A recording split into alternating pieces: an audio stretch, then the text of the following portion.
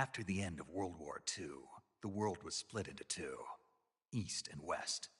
This marked the beginning of the era called the Cold War.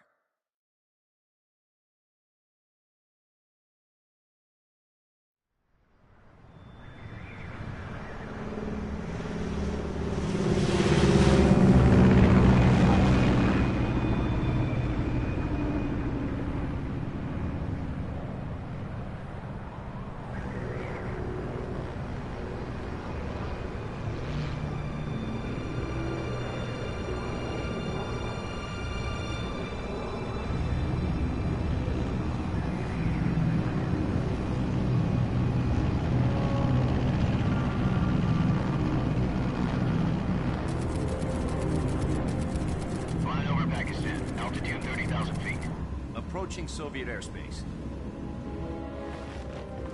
20 minutes to drop off. Commencing internal depressurization.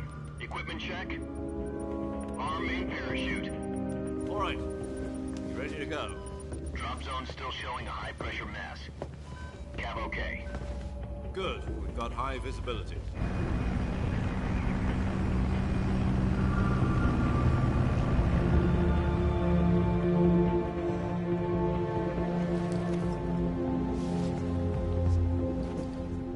Cigar. Connecting oxygen hose to interior connector. Put on your mask.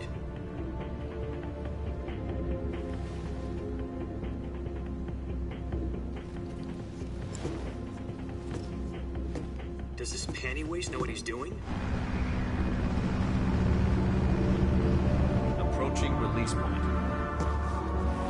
10 minutes to drop off. Hey, are you deaf? He said put out the cigar and put on your mask.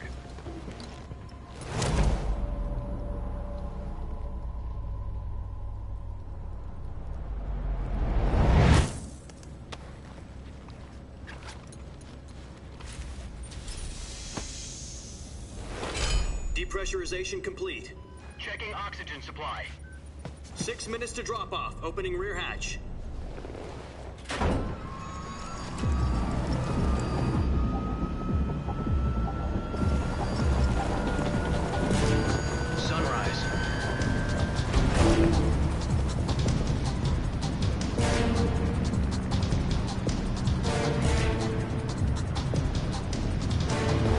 Temperature minus 46 degrees Celsius. 2 minutes to drop off. Stand up. You'll be falling at 130 miles per hour. Try not to get frostbite from the wind chill. 1 minute to drop off. Move to the rear. Activate bailout bottle. This is one for the history books. The world's first halo jump. 10 seconds to drop off. Stand by. Status okay, all green. Prepare for drop-off. Countdown. 5, 4, 3, 2, 1. Spread your wings And fly. God be with you.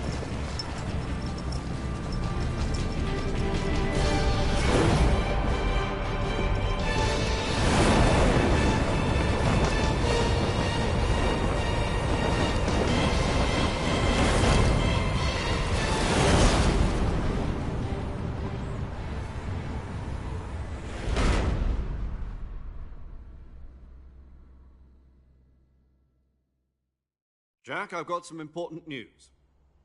The head of the CIA has finally given us the green light for the virtuous mission. Virtual mission? No, the virtuous mission. The future of our Fox unit depends on it. If it succeeds, we'll be officially organized into a unit. Virtuous mission? Sounds like some kind of initiation ritual. You know, don't get cocky. This isn't a training op. Right. So what exactly is this wonderful mission? Well, about 2 years ago, a certain Soviet scientist requested asylum in the West through one of our moles. His name is Nikolai Stepanovich Sokolov. He's head of the OKB 754 Design Bureau, one of the Soviets' top-secret weapon research facilities, and the East's foremost expert on weapons development. Sokolov? Isn't he that famous rocket scientist? The very same. On April the 12th, 1961, the Soviets achieved the first manned spaceflight in history. The Earth was blue, but there was no God. Well spoken. The rocket that carried Yuri Gagarin to orbit was the A-1, known as the Vostok rocket. Sokolov is said to be the man most responsible for the multi-engine cluster used in that rocket. After Gagarin's flight, Sokolov left rocket development to become the head of the newly established Design Bureau. From a lowly technician to head of a design bureau, that's quite a success story, so why do you want to defect? It seems he'd become afraid of his own creations. Afraid? Call it a crisis of conscience. And for that, he left his country and his conditions was that his family was also to be taken safely to the west. We used a mole to get the family out first, and succeeded in sneaking Sokolov over the Berlin Wall shortly afterwards. I was the one who conducted the operation. The security on the eastern side was still full of holes back then. Then what? We got Sokolov over in one piece, but the whole ordeal had left him exhausted, and we checked him into a hospital in West Berlin. It took him 2 weeks and more than 600 miles to get from the research facility in the Soviet Union to Berlin. He was in no condition to say anything coherent. And it was only a week later that we had something much bigger on our hands. The Cuban Missile Crisis. October the 16th, 1962, President Kennedy received word that the Soviets were in the process of deploying intermediate-range ballistic missiles in Cuba. The President demanded that the Soviets dismantle and remove the missiles. At the same time, he announced a naval blockade to prevent further missile shipments from reaching Cuba. But the Soviets didn't back down, instead placing their armed forces on secondary alert. Soviet transport ships carrying missiles continued on course towards Cuba. US and Soviet forces went on alert for an all-out nuclear war. Frantic negotiations were conducted through the UN's Emergency Security Council and unofficial channels to end the hair-trigger standoff. Finally, on October the 28th, the Soviet Union agreed to remove its missiles from Cuba, and so the world avoided a nuclear holocaust. But in order to get the Soviets to pull their missiles out, we had to make a deal. You mean the one where the US agreed to remove its IRBMs from Turkey? No. The Jupiter IRBMs deployed in Turkey were obsolete, and we were going to get rid of them anyway. They had no strategic value whatsoever to either the US or the Russians. The Turkey deal was a ruse, a cover story that was fed to the other intelligence agencies around the world. So what did the Russians really want? Sokolov. They wanted us to return Sokolov. You mean the Soviets pulled out of Cuba just to get their hands on Sokolov? That's right. What the hell was he working on? At the time, we had no idea. We were running out of time. It was either give up Sokolov or risk full-scale nuclear war. In the end, we had no choice. President Kennedy gave in to Khrushchev's demand. The next day, I got Sokolov out of the hospital, handing him over to agents on the eastern side. Sokolov kept on screaming, "Save me," until he disappeared from my sight. Then, a month ago, we received some new information from one of our moles. About Sokolov? Yes. He was taken back to the research facility and forced to continue working on the weapon in question under KGB supervision. What's more, it's on the verge of completion. So what kind of weapon is it? Something to do with space rockets? No, missiles. Same technology. I guess you're right. We don't know the details, but it appears to be a new kind of nuclear device. For half a year now, the Soviets have been conducting frequent nuclear tests at Semipalatinsk. Something to do with the weapon, I assume. We're talking about a secret weapon so big that Khrushchev was ready to pull out of Cuba to get it back. Is Sokolov still in the facility? No. According to our intelligence, he's in Selino-Yarsk, a place in the mountains about 3 miles to the west that's known as the Virgin Cliffs. The Virgin Cliffs. Nice name for a virtuous mission. They moved him there just recently. Why? Apparently, they're conducting a field test of the weapon, but it's our best chance to get him back. This mission would never have been possible if he was still in the research facility. This is our last chance. Sokolov must have known that too when he contacted us.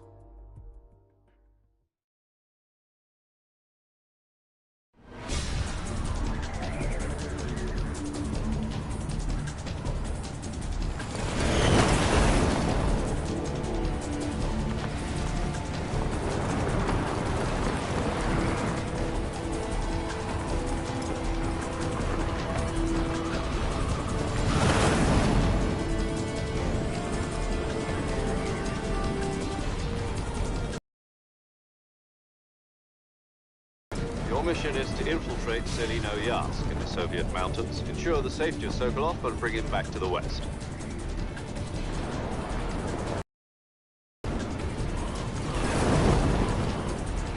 If we don't get Sokolov back before that weapon is complete, we'll be facing a major crisis. The clock is ticking.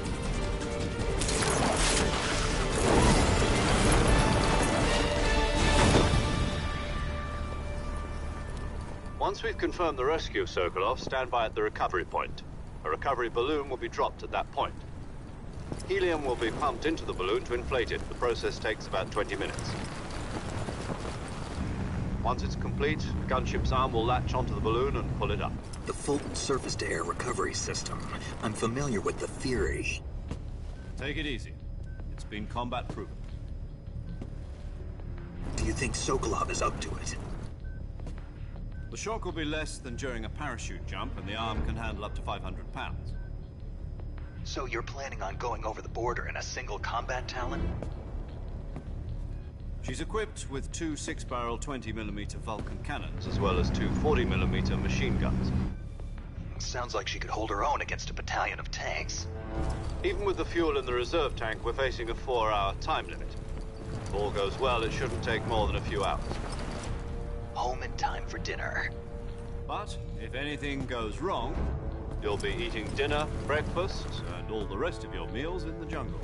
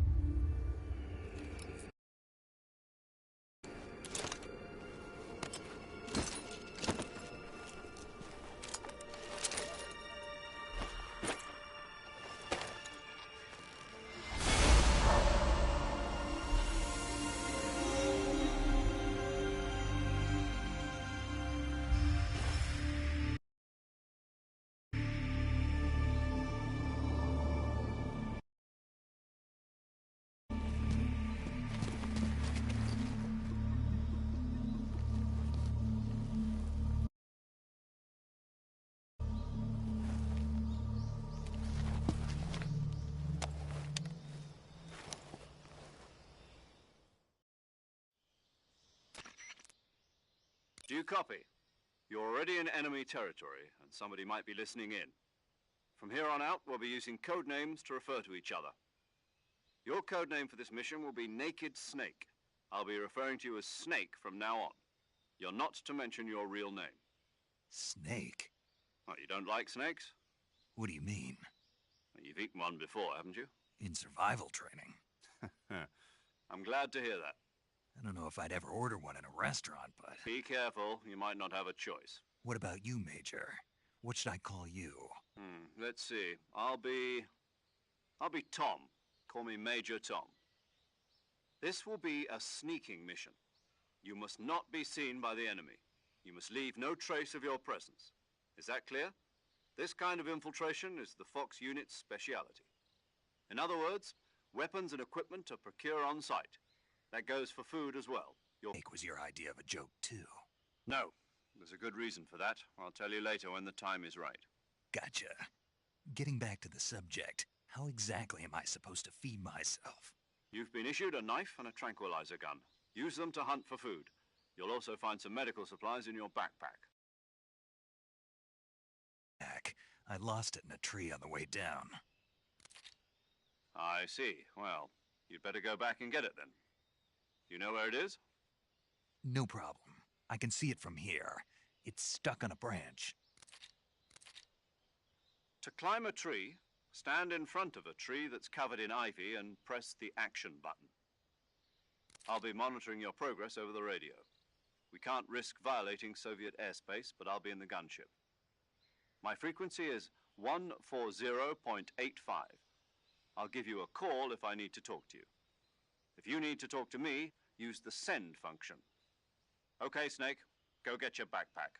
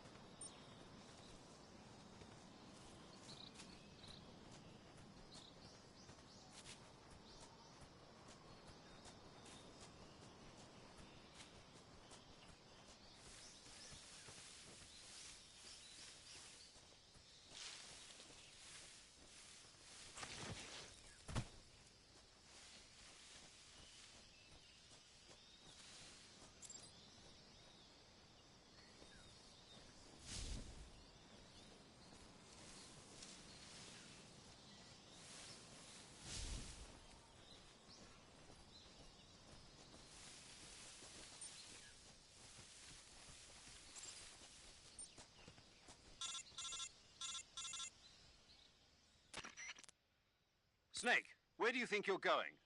You can't expect to proceed with the mission without any weapons or equipment.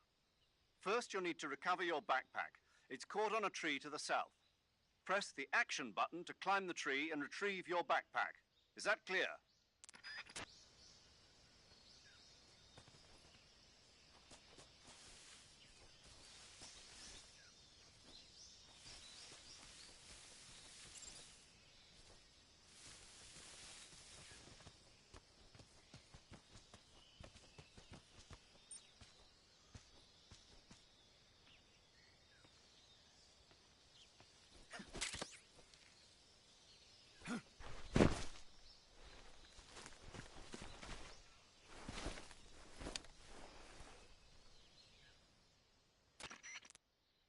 I see you've retrieved your backpack, Snake. To equip a weapon, it's necessary to take it out of your backpack. In the survival viewer, choose Weapon from the backpack. Your available weapons will be displayed in a list on the screen. From that list, choose the weapon you want to equip and press the Enter button. For other equipped items, just do the same thing from Item. Got it. Use the survival viewer backpack. Yep, that's right. Survival is fundamental to this mission. After you've been out in the field for a while, your stamina will start to drop. If your stamina gets too low, it'll affect your performance. You won't be able to shoot accurately, for example, and your wounds won't heal as smoothly. Keep an eye on your stamina so you don't run out. To recover lost stamina, you can hunt for local flora and fauna. You can use either your tranquilizer gun or your knife to hunt. My only weapon is a Mark 22 Hush Puppy tranquilizer gun? That's right. It's been fitted with its own suppressor. However, the suppressor will deteriorate every time you fire. Once its durability reaches 0, the noise suppression effect will be gone. So don't get too trigger-happy with it. The suppressor's durability is shown in the icon. Any weapons and equipment beyond what you're carrying now, you'll have to find as you go. I have to find my own weapons and equipment? Whose crazy idea was this anyway? Solo covert actions are standard Fox operating procedure. You can't leave any traces of your presence. No weapons, equipment, footprints, sweat, or bodily waste. The same goes for bullets and cartridges, too. Your presence in enemy territory is already a violation of international conventions of warfare. There aren't supposed to be any American soldiers in Russia. It could spark an international incident. You can't let anyone see you. You can't let the enemy know you're there. This is a stealth mission. You're a ghost, Snake, in every sense of the word. And there'll be no rescue if you're captured. The military and US government will deny any involvement in the affair. Then I'll just have to take care of myself, huh? I'm afraid so. You've been given a fake death pill for that purpose. SIS guidelines stipulate that soldiers on covert ops like this one be issued a potassium cyanide capsule. Tape it to your body so you can take it when you need to. How generous of you. Use it if you're taken prisoner by the enemy. It'll send you into a state of false death for a short time. Fooling them into thinking that I'm really dead. So how do I come back to life? Just take the revival pill. You mean that thing they put in my tooth before the mission? That's the one. But be careful. If you remain in a state of false death for too long, nothing will be able to bring you back. Remember that. I'll keep it in mind. You said this was a solo mission, right? Right. I guess that means I can't count on any reinforcements. Correct. The mission... Real one-man army. Relax. There's a support team ready to back you up over the radio. Who? I'll introduce them to you. This time, survival is of utmost importance. The first member of the support team will be in charge of monitoring your physical condition, acting as a medic, so to speak, as well as recording your mission data. She's a member of Fox as well, and she's here on the gunship with me. She? Hello, Snake. I'm paramedic. Nice to meet you. Paramedic. As in a medic who comes in by parachute. Aren't you going to tell me your real name? Are you going to tell me yours, Mr. Snake? My name, huh? It's John Doe. And they call you Jack for short. You're a regular Captain Nemo. A name means nothing on the battlefield. After a week,